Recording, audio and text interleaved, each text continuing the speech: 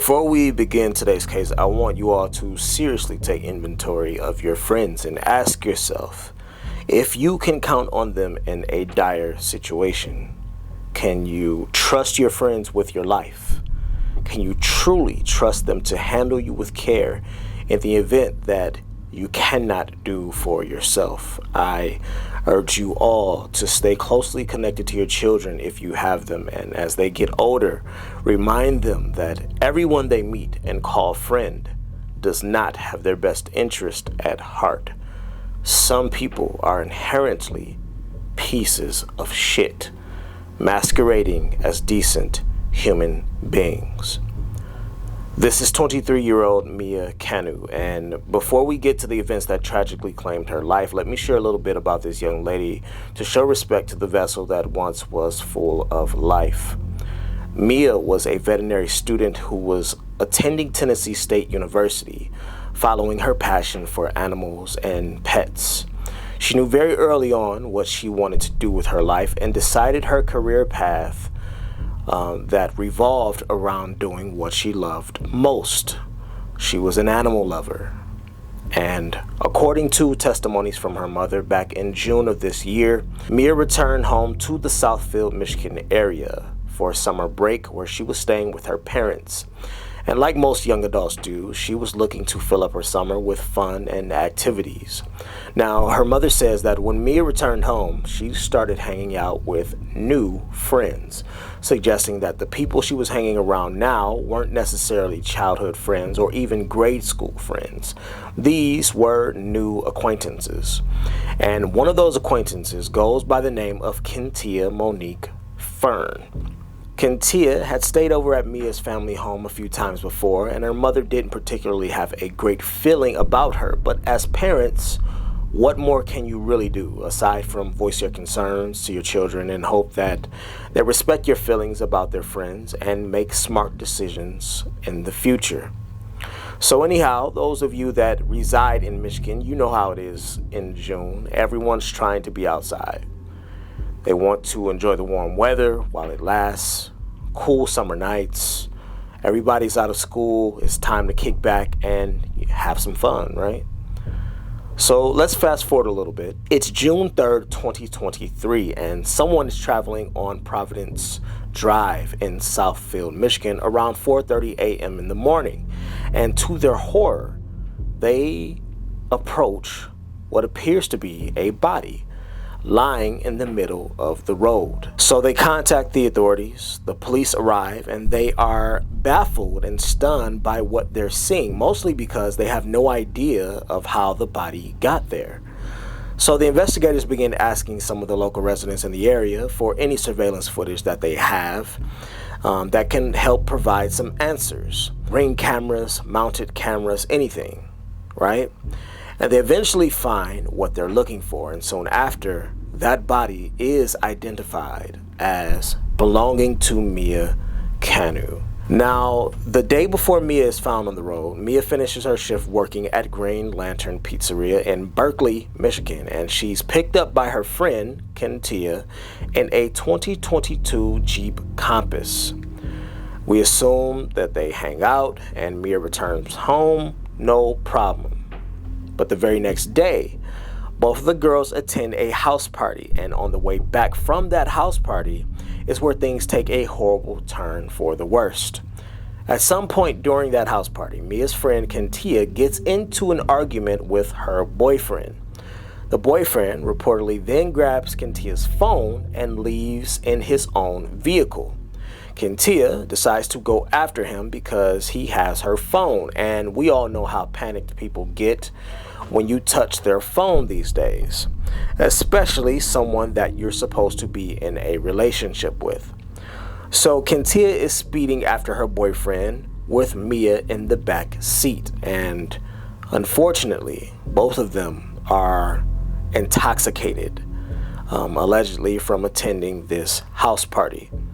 And as Kentia is driving, at some point, Mia's door is opened and she tumbles out of the moving vehicle. And because we're in the age of modern technology, this entire ordeal is captured on camera. So as I mentioned, as we get into the timeline, The fall from the vehicle was at 4:29 a.m. She was located on a roadway by a citizen leaving a nearby apartment complex at 4:32 a.m. Southfield officers were dispatched at 4:35 a.m.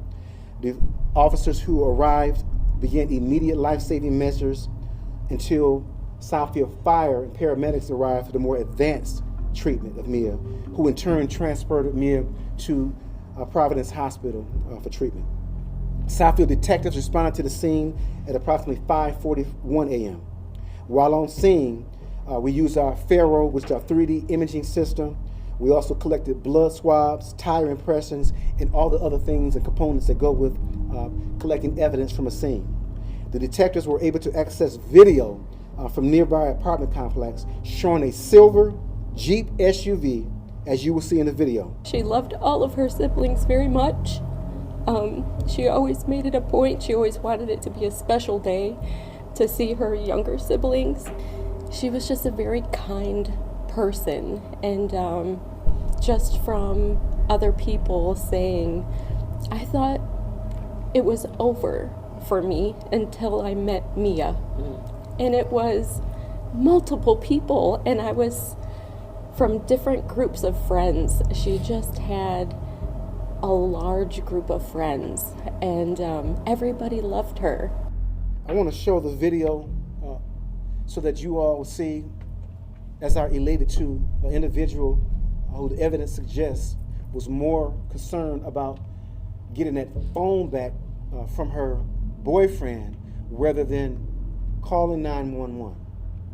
Turn the vehicle around to tend to Mia's injuries, if any, because again, the car just kept driving away. But tend to your friend.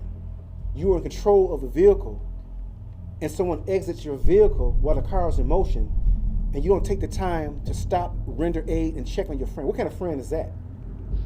I ask all of you that question. Who would do that? And you can see the vehicle driving, then it sort of slowly slows down, but ultimately it continues in the direction of where it was going. And you can see the blurred out image there, which is what we all can assume to be Mia, who is laid out on the ground in the road while her friend just keeps driving. And it gets much worse because that friend, Kentia, has so little concern for Mia that she goes to the police station, but it's not to report what just happened to Mia. It's so that she can file a report for her phone being stolen. Can you believe that? Someone you call your friend was just ejected from your vehicle. You have no idea what physical state they're in, and your reaction is to turn up at the police station to report not her falling from your vehicle, but your phone being stolen by your boyfriend because you care more about that than the life of your friend. Unbelievable. You're so intoxicated and out of control that you can't even make rational decisions because you think you have everything under control when clearly you had no business driving drunk. Now, you would think that the message about the dangers of driving while you're heavily intoxicated would be clear by now for our society, but we keep having to be reminded about how irresponsible it is not to have a designated driver and to not report this until 8 hours later. I know Mia's parents had to be on the verge of losing it because this was just brutal. And at the end of it all, they're saying that Kentia could face up to just 5 years in jail, a fine, and community service. In other words, she gets to go back to her life at some point in the future.